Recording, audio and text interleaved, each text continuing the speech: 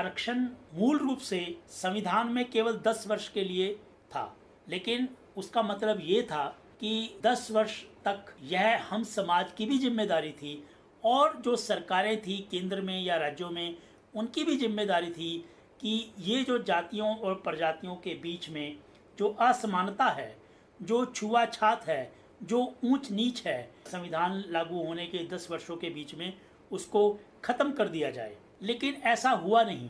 आज भी हम आज़ादी के 77 साल पूरे होने के बाद भी हम देखते हैं कि समाज में ऊंच नीच बरकरार है, छुआछात बरकरार है। अगर वो बरकरार है तो रिजर्वेशन भी सरकारों की ये मजबूरी है कि उसको 10-10 साल के लिए आगे बढ़ाते रहते हैं, क्योंकि समाज में जो छुआछात की बीमारी है, जो ऊंच नीच की बीमारी है, वो हमारे दिमागों में घुसी हुई है। वो दिमागों से जब तक निकलेगी नहीं तब तक हम लोग आरक्षण को ख़त्म नहीं कर सकते।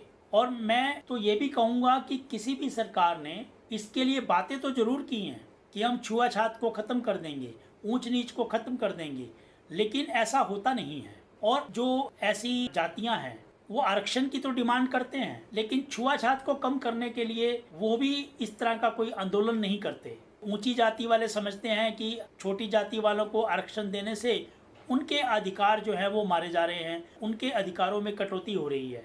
और अगर हम नीची जाति वालों को आरक्षण ना दें तो उनकी जो भावना थी कि उनके भेदभाव को ख़त्म करके एट पार लाया जाएगा, बराबरी पर लाया जाएगा, समानता पर लाया जाएगा, वो पूरा नहीं हो पाता है।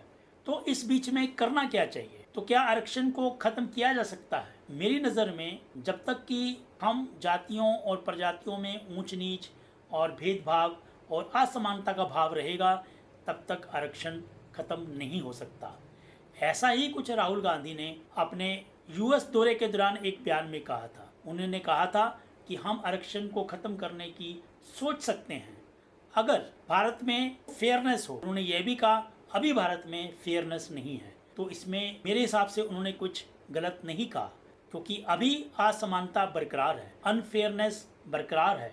तो जब तक असमानता बरकरार है, अनफेयरनेस बरकरार है जातियों के बीच में, तब तक आरक्षण को ख़त्म नहीं किया जा सकता। हाँ, सबको मिलकर के, सभी समाज के लोगों को मिलकर के इस असमानता को दूर करना चाहिए। और जब असमानता खत्म हो जाएगी तो नेचुरल रूप से आरक्षण भी खत्म हो जाएगा, तब आरक्षण की ज़रूरत ही नहीं पड़ेगी।